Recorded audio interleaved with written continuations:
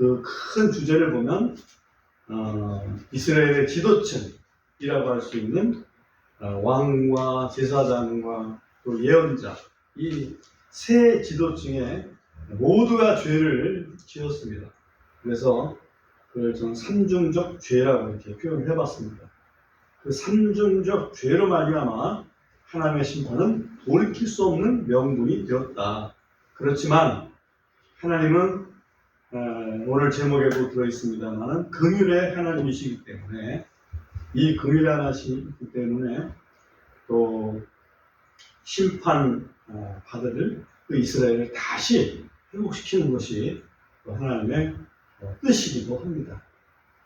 오늘 미가서 7장에는 맨 마무리는 미가 예언자가 지금 기도를 드리고 있습니다. 그 기도는 하나님께서 회복시켜 주십시오 라고 하는 그런 기도, 믿음으로 기도를 드리는 거죠. 그렇게 회복시켜 주시겠다는 어떤 약속이 있기 때문에 그 약속을 믿음으로 바라보고 기도드리는 기도로 마무리를 하게 되어 있습니다. 1절부터 한번 그 내용을 좀 살펴보겠습니다. 1절 보면 내게 화가 있도다. 이는 내가 마치 그들의 여름 과일들을 거둔 때와 같고 포도 수확기에 포도를 거둔 뒤와 같이 되어 먹을 포도송이가 없기 때문이라. 내 혼이 처음 익은 과일을 원하였노라. 그렇습니다. 사람이 먹을 게 없으면 그거보다 더 힘든 게 어디 있겠습니까? 여기 화라고 얘기하는 것은 뭔가 재앙이라는 의미겠죠. 나한테는 재앙이다. 이것은 화는 복하고 좀 반대되는 개념이잖아요. 그러니까 먹을 게 좀 있어야 그래도 복이 있다 이렇게 볼 수 있는데 먹을 게 없어요. 농사를 졌는데 먹을 게 없어. 그게 어떤 의미일까? 하나님의 심정을 여기서 미가 예언자를 통해서 말씀하고 계신다는 것을 2절을 통해서 알 수가 있습니다. 2절에 보면 선한 사람은 땅에서 사라졌고 사람들 가운데 곧바른 자가 아무도 없도다. 그들이 모두 매복하여 피를 기다리고 그들 각 사람이 자기 형제를 그물로 사냥하는도다. 하나님께서 이스라엘 백성을 하나의 과일처럼, 무화과 나무처럼, 또 포도나무처럼 그렇게 이스라엘 민족을 이 땅에, 약속의 땅에 심으셨습니다. 그러면 그들에게서 뭔가를 기대를 하시는데 열매를 기다리시죠. 무화과 열매, 그리고 포도 열매 같은 그러한 사람 먹기에 좋고 마시기에 좋은 그런 열매를 거두기를 원하십니다. 그게 뭐겠어요? 그 사람들 속에서 나타나는 2절에 보면 선함, 그리고 곧바른 다른 말로 보면 정직함, 그렇게 되겠죠. 그러니까 선한 사람은 땅에서 사라졌고 정직한 사람도 아무도 없다 이거예요. 그리고 기꺼이 있는데 어떤 사람이 있냐면 매복하여 피를 기다리는 사람이 있다. 이 말은 뭐냐면 피를 기다린다는 것은 다른 사람을 피 흘리게 하려고, 그죠? 매복해서 다른 사람을 해하려고 기다리는 사람이 있다. 형제를 그물로 사냥하는 그런 존재들이다. 형제, 자기 형제를 어떻게 하면 자기 형제를 이렇게 해하려고 할 수 있을까요? 형제의 난이라는 것도 있긴 있습니다. 형제끼리도 뭐가 좀 안 맞으면 그렇게 될 수도 있지만은 민족적으로 이렇게 하나님께서 보실 때 이스라엘 민족, 유다 민족이 형제끼리 이렇게 어찌 보면 다투는 그런 모습, 그런 것을 여기서 말씀하고 있다고 볼 수 있습니다. 3절 보겠습니다. 또 그들이 두 손으로 열심히 악을 행하니 통치자와 재판관이 대가를 요구하고 큰 사람인 그가 자기의 해로운 욕심을 말하며 그렇게 해서 그들이 그것을 싸서 감추느니라. 열심으로 선을 행하도 부족한데 열심으로 악을 행합니다. 이게 하나님 보실 때 얼마나 기가 막히겠습니까? 하나님의 백성인데, 하나님은 선하신 분인데 그 선한 분의 백성이 선을 어디 갖고 열심으로 악을 행하고 있다 이거죠. 그리고 그 지도자라고 하는 통치자, 재판관, 이런 사람들이 대가를 요구하고 있다. 기가 막히지 않습니까? 돈을 주면 죄가 있어도 죄 없다고 판단을 해주고, 돈을 안 주면 죄가 없어도 죄 있다고 해서 감옥에 가두는, 요즘 말로 그게 유전 무죄, 무전 유죄인가요?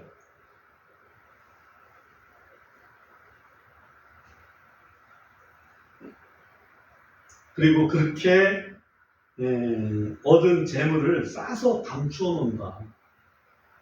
하나님은 다 아시죠? 그래서 그 모습이 4절에 보면 그들 중 가장 선한 자도 찔레같고 가장 곧바른 자도 가시 울타리보다 더 날카롭도다. 기가 막힌 거 아닙니까? 내 파수꾼의 날들과 너를 징벌하는 날이 오나니 이제는 그들이 당황하게 되리라. 파수꾼들의 날, 너를 징벌하는 날이 오리라. 파수꾼들의 날이라는, 파수꾼은 예언자들이죠. 예언자들이 뭘 예언했습니까? 심판을 예언했습니다. 하나님이 파수꾼들을 통해서, 예언자들을 통해서 예언한 그 심판의 날이, 징벌의 날이 지금 다가오고 있다. 그들이 당황하게 되리라.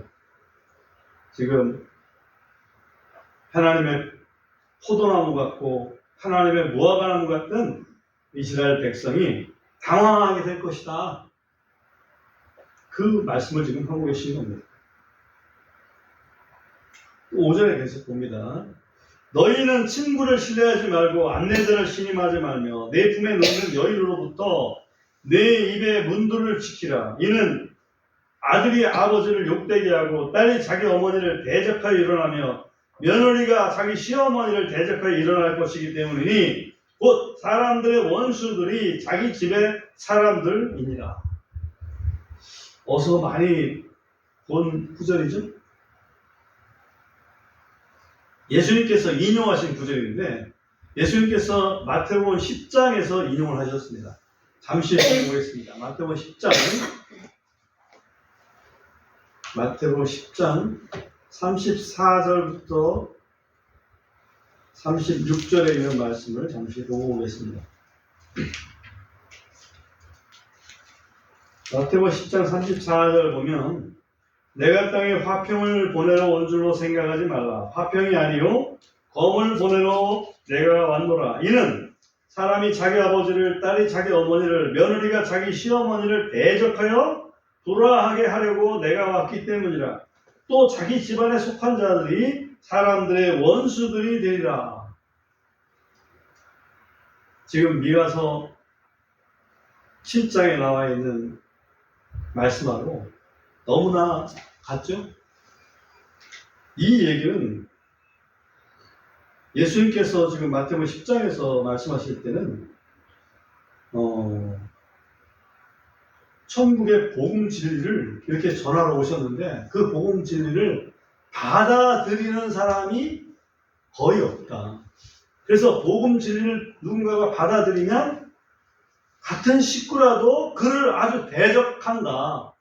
그런 말씀이 이 속의 배경입니다. 그러니 복음을 거절하는 사람들은 하나님을 경외하지 않는 사람들이라서 하나님을 경외하지 않는 사람들에게는 그 속에 의도 없고 인도 없고 신도 없습니다. 신이라는 것은 믿을 신자의 믿음인데 그러다 보니까 우리 본문의 5절에 친구 나오죠. 안내자 나오고 내 품에 누운 아내도 나옵니다. 그들은 신뢰하지 말아 이 말이에요. 친구도 신뢰하지 말고 안내자도 신뢰하지 말고 내 품에 누운 아내도 신뢰하지 마라. 아내가 가장 가까운 사람이죠. 친구도 가깝죠. 이거 안내자라고 표현되어 있는데 안내자는 아마도 스승이 아닐까. 친구도 믿지 말고 스승도 믿지 말고 아내도 믿지 말고. 왜? 내가 하나님을 경외한다 그러면 그들은 나를 대적할 것이기 때문에. 참 기가 막힌 일 아닙니까? 하나님을 경외한다 그러면 서로 정말 사랑해주고 그래야 되는데 거꾸로 된 거예요. 그런 현상을 지금 통탄하면서 말씀하고 있습니다.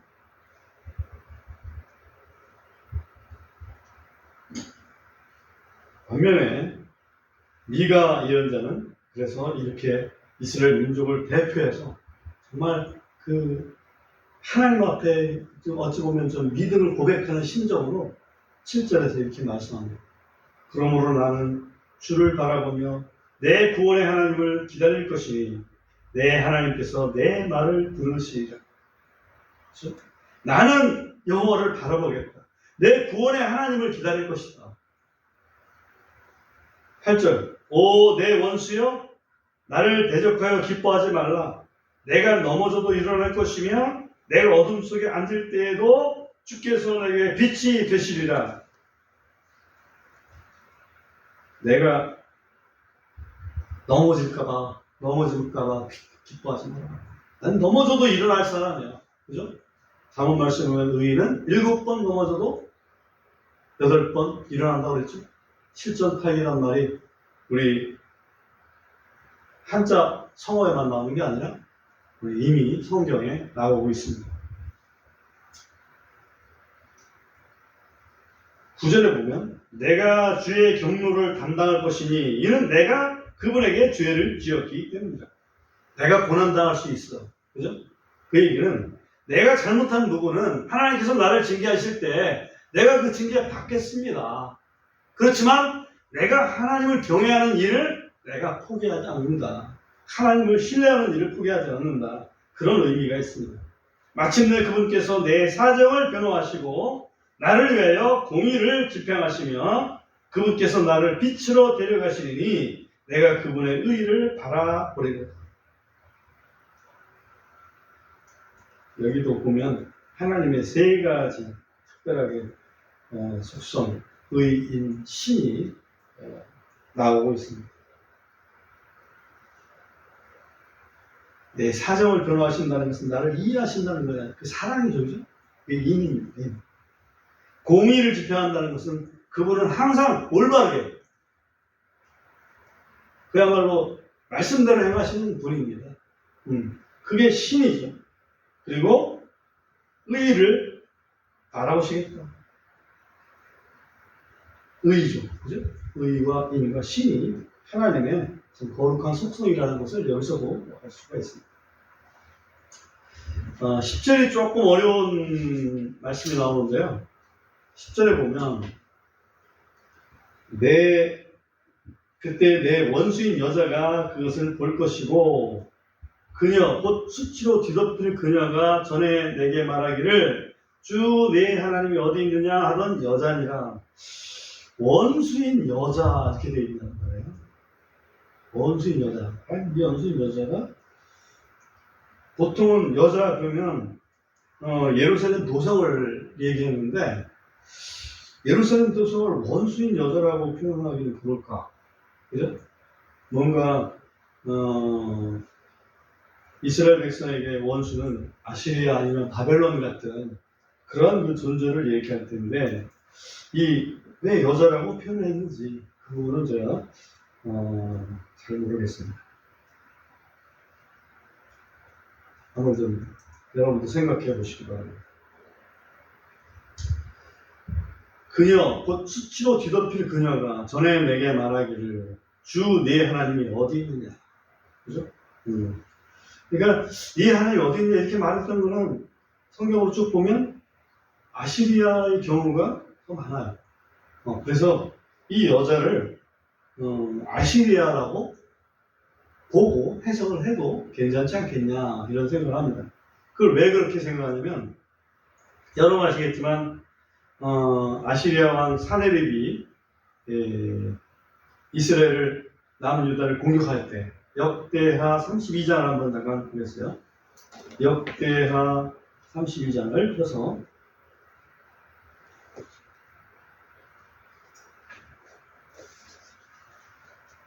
32장 14절에 보면 이런 막말을 유대 백성을 향해서 합니다. 내 조상들이 완전히 멸한 그 민족들의 모든 힘들 중에서 능히 자기 백성을 내 손에서 건져낸 자가 누가 있었기에 너희 하나님이 능히 너희를 내 손에서 건져낼 수 있겠느냐? 라고 이 사네립이라고 하는 아시리아의 왕이 이렇게 정말 건방진, 시건방진 말을 꺼냅니다. 아시리아 왕의 손에서 아무도 그동안 벗어난 사람들이 없었는데 히스기야 왕이 뭐라고? 히스기야 왕이 얘기하는 여호와 하나님이 과연 누구라고 내 손에서 너희를 지킬 수 있겠냐? 라고 하는 이런 그 막말을 끄집어냅니다. 그래서 오늘 본문에서 보면 주 내 하나님이 어디 있느냐? 그죠? 내 손에서 건져낼 주 내 하나님이 어디 있느냐? 라고 이렇게 반문을 했던 존재니 아시리아로 역사적인 해석을 통해서 본다면 아시리아로 보는 게 좋겠다. 이렇게 볼 수 있습니다. 그런 아시리아가 수치로 덮일 것이다. 수치로.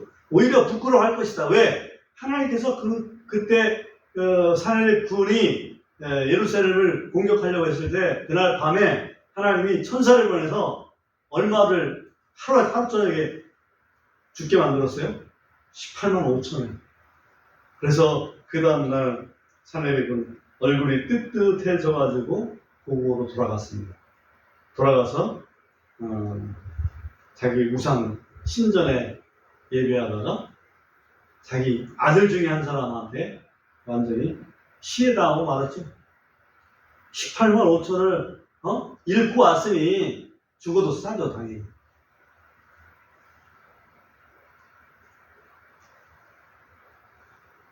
내 눈이 그녀를 바라보리니 이제 그녀가 거리에 진흙같이 짓밟히리라. 하나님 앞에 그렇게 시건방 떨면 진흙같이 짓밟히게 됩니다. 11절 내 성벽들이 건축되는 날 그날에는 그 칙령이 멀리 옮겨지리라. 여기서 내는 그녀하고도 상관없죠. 예루살렘 성벽이 건축되는 것을 의미합니다. 예루살렘 성벽이 무너지고 건축될 것을 얘기하는 거. 지금 아직 무너지지 않았잖아요. 그런데 다 무너지고 나중에 건축되는 날 그날에는 그 칙령이 멀리 옮겨지리라. 아시리아나 바벨론이 이스라엘을 무시하고 또 그 이스라엘 백성을 마치 식민지 백성으로 했던 그 칙령들이 다 멀리 옮겨질 것이다. 12절 그날에 또한 그가 내게로 오되 곧 아시리아와 견고한 도시들에서 오며 또 요새에서 심지어 강에 이르기까지 바다에서 바다에 이르기까지 산에서 산에 이르기까지 내게로 오리라. 여기에 그가 라고 하는 것은 그 아시리아나 바벨론의 어떤 그 왕이 아니고 여기서는 거기에 끌려갔던 이스라엘 백성들, 그 이스라엘 백성들이 아시리아의 견고한 도시들에서 또 요새에서 또 강에서 바다에서 산에서 다 너한테 올 것이다. 내가 다시 너희를 회복시킬 것을 여기서 말씀하고 있는 거죠. 실제로 이스라엘 성벽이 예루살렘 성벽이 건축된 것은 두 단계를 거쳐서 된 거죠. 고레스 칙령을 통해서 성전이 회복돼요. 그 다음에 느헤미야 시절에 또 예루살렘 성벽이 건축되고 그런 과정을 통해서 하나님께서 이스라엘 백성들을 끌려갔던 백성들을 다시 불러올 것을 여기에서 언급을 하고 계신 겁니다. 그 다음에 13절 보면 그럼에도 불구하고 라고 하는 좀 안타까운 단어가 들어갑니다. 그럼에도 불구하고 그 땅은 그 안에 거주하는 자들 때문에 그들의 행위들의 열매로 인하여 황폐하게 되리라. 그렇게 회복돼서 왔으면 잘 살아야 되는데 회개하고 잘 살아야 되는데 에스라 느헤미야 때 그때 회복되는 것 같았는데 그 이후에 보면 예언이 끊어지죠. 겨우 마지막 예언서가 말라기라고 볼 수 있다면 그 말라기가 예언할 때가 BC 400년경이란 말이에요. 예수님 오실 때까지 완전히 예언이 없는 그런 시대로 접어들면서 그들의 행위의 열매로 인하여 그들의 잘못으로 인해서 예루살렘이 황폐하게 되리라. 실제 예루살렘은 예수님이 오셨을 때 그 예수님을 거절했죠. 거절하고 나서 불과 40년 만에 AD 70년에 로마에 의해서 완전히 초토화되어 버렸습니다. 그게 망했죠, 완전히. AD 70년부터 1945년, 48년 5월 14일까지. 그죠? 얼마 동안 도대체 이스라엘이 나라 없이 지낸 겁니까? 바로 이런 말씀이 여기에 그들의 행위들로 열매로 인하여 황폐하게 되리라. 14절. 이제는 미가의 마지막 기도가 여기부터 막 등장합니다. 14절 보면 주의 막대기로 주의 백성 곧 갈멜의 한가운데서 숲속에 고독하게 거하는 주의 상속 백성인 양떼를 먹이소서. 그들을 옛날같이 바산과 길앗에서 먹이소서. 주의 막대기라는 것은 목자가 가지고 있는 막대기입니다. 양들을 보호하는 막대기입니다. 양들이 잘못 가지 않도록 또 혼을 내기도 하고 또 공격하는 잘못 보는 분들을 또 이렇게 공격하기도 하고 하는 그런 사랑의 막대기입니다. 그 막대기로 다시 말하면 주의 백성을 이끄시는 목자로서 우리를 좀 먹여주시고 또 지켜주시옵소서. 여기 보면 바산, 길앗, 여기는 양떼들이나 소떼들한테는 굉장히 좋은 초장들 아닙니까? 그 기도를 지금 올리고 있는 겁니다. 15절. 내가 이집트 땅에서 나오던 날들과 같이 내가 그에게 놀라운 일들을 보이리라. 하나님 약속이죠. 기도하니까 하나님 바로 약속이죠.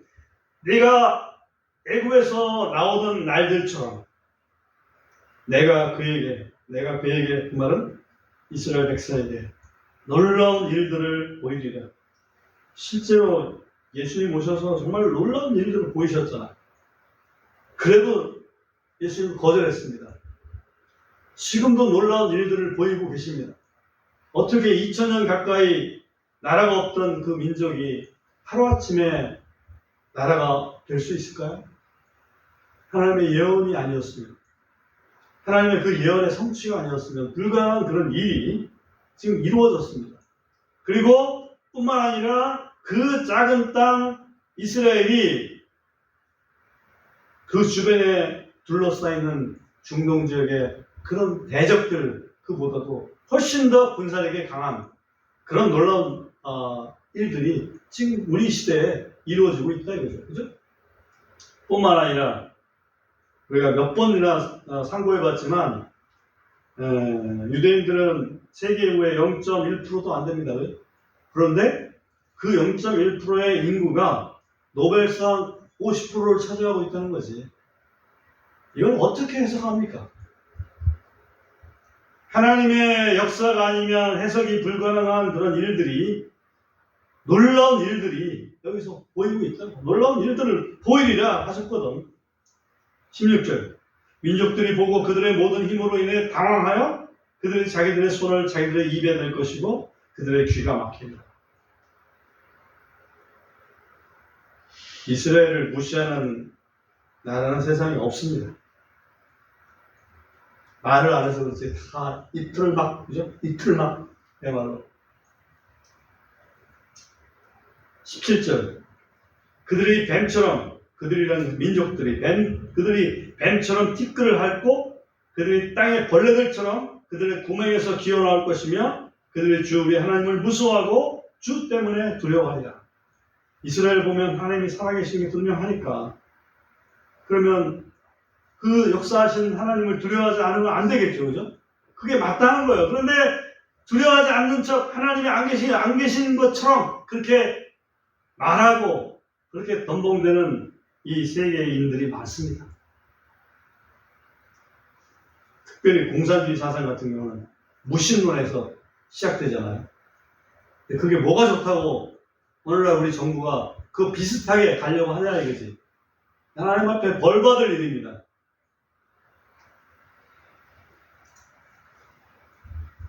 18절.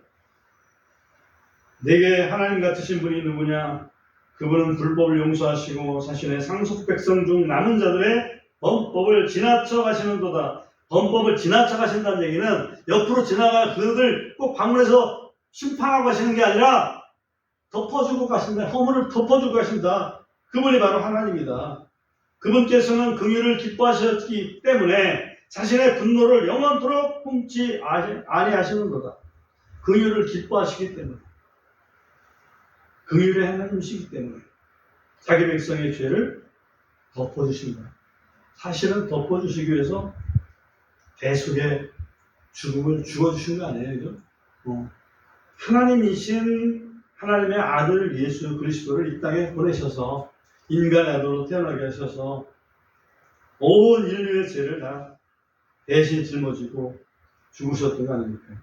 죽음으로 끝났다면 그 죽음인지 아닌지 알 수 없지만 죽었다가 3일 만에 부활하신 말미암아 바로 그분이구나 하는 것을 우리에게 분명히 보여주셨어요. 19절 보면 그분께서 다시 돌이키실 것이고 그분께서 우리를 불쌍히 여기실 것이며 그분께서 우리의 불법들을 누르실 것이니라. 또 주께서 그들의 모든 죄들을 바다의 깊은 들 속에 던지시리이다.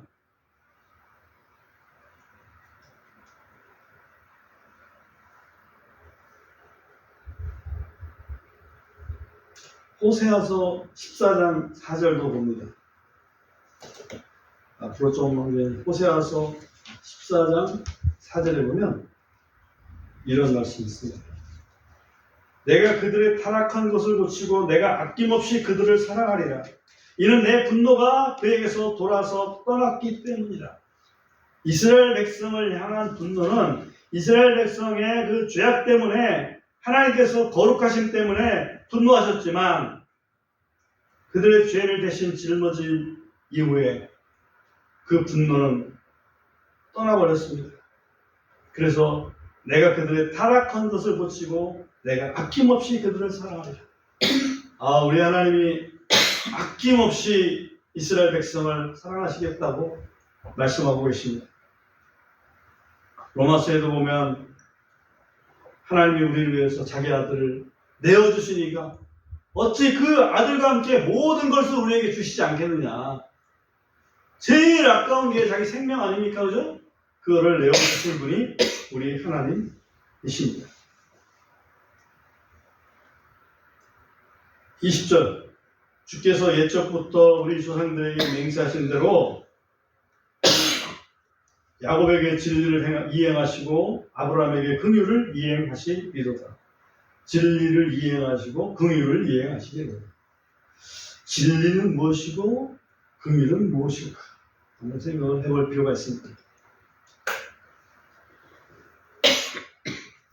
진리는 하나님의 약속을 반드시 지키시는 분입니다. 하나님 결코 변함이 없으신 분이거든요. 긍휼은 하나님은 불쌍히 여기시고 사랑하신다는 얘기입니다. 진리는 하나님의 거룩하심을 얘기합니다. 그렇죠? 하나님 거룩하십니다.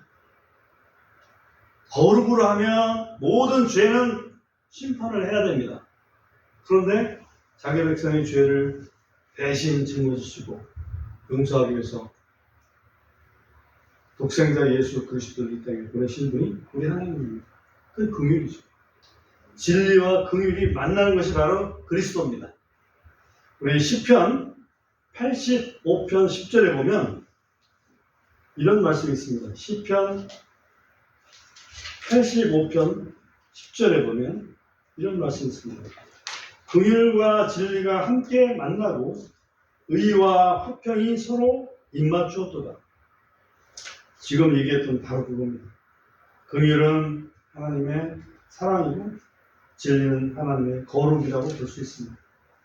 의는 수직적인 하나님과 우리 인간의 관계를 의와 죄와의 관계로 본다면 화평이라는 것은 또 사랑의 관계, 그죠? 수평적인 그런 관계로 볼 수가 있습니다. 그래서 수직과 수평이 만나는 십자가, 그리스도의 진리가 여기에 그대로 들어있는 것입니다. 그래서 그것을 오늘 미가서 7장 마지막 구절에서는 하나님께서 야곱에게 진리를 이행하시고 아브라함에게 긍휼을 이행하시리로다. 이렇게 멋지게 표현을 했습니다.